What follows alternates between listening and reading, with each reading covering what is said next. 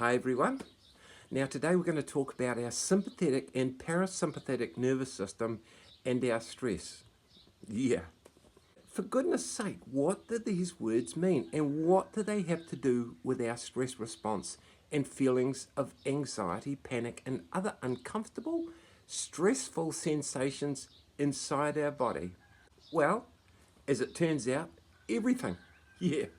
You see, our message transporting nervous system that we talked about in the last video is utilized by a unique nerve message reaction called the sympathetic nervous system. Now, don't think too much about the big word, but it's important to know what it does.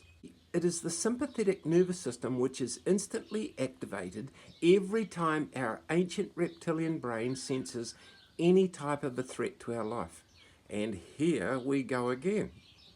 Now, the sympathetic nervous system has one function, and that is via electric pulses to instantly send signals right around our body to crank up the stress response in order for every cell in our body to respond instantly and at the same time to any potential threat to our life and get us out of harm's way.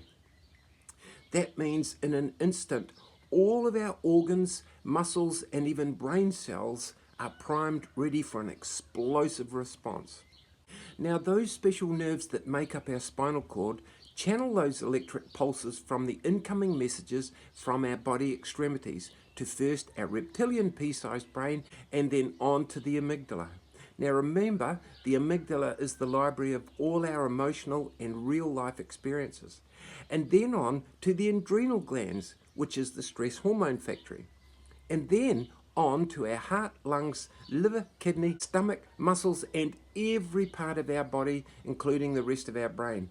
And back again, thousands of times per millisecond. But now our mind is also racing with the negative thoughts and feelings of gloom and doom or danger and feeling really edgy and on guard. Stress.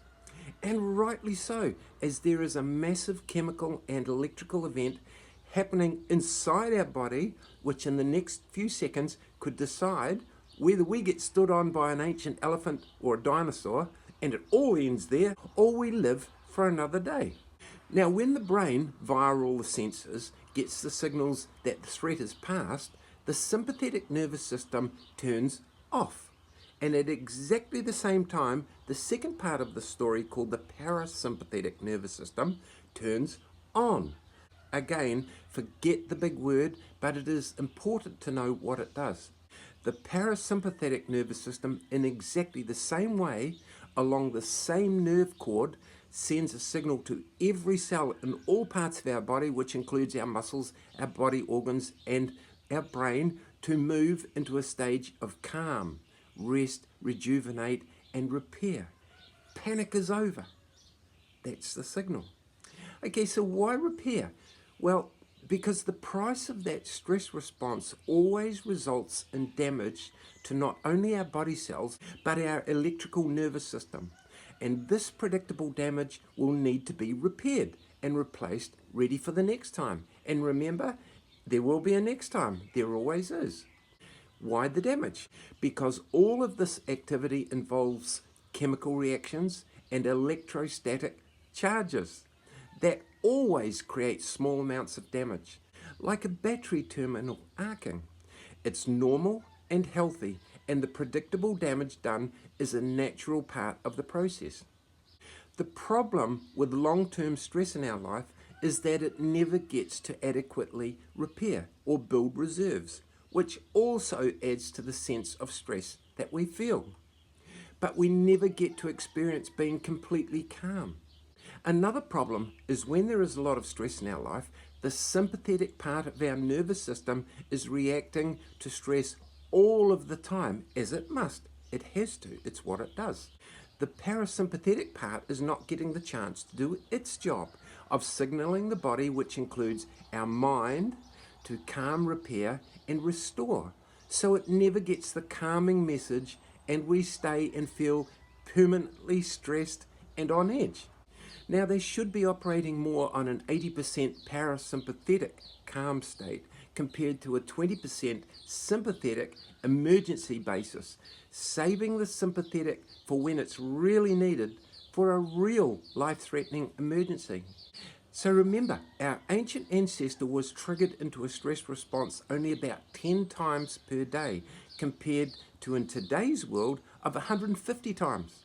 Now, unless we change our lifestyle, there is simply not enough time in a 24-hour period for our body to rest and adequately repair.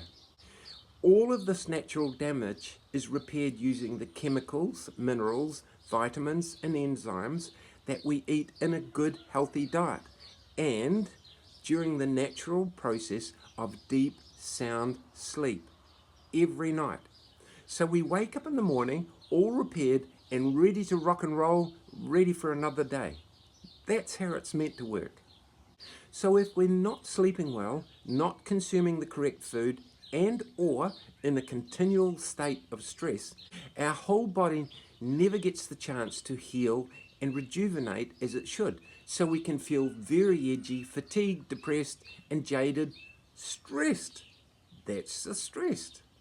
And over time, along comes any of those common signs and symptoms of stress, which includes those health issues that we've talked about. Now, these feelings just add to the sense of ongoing stress, which further triggers our reptilian brain, which just adds to the problem.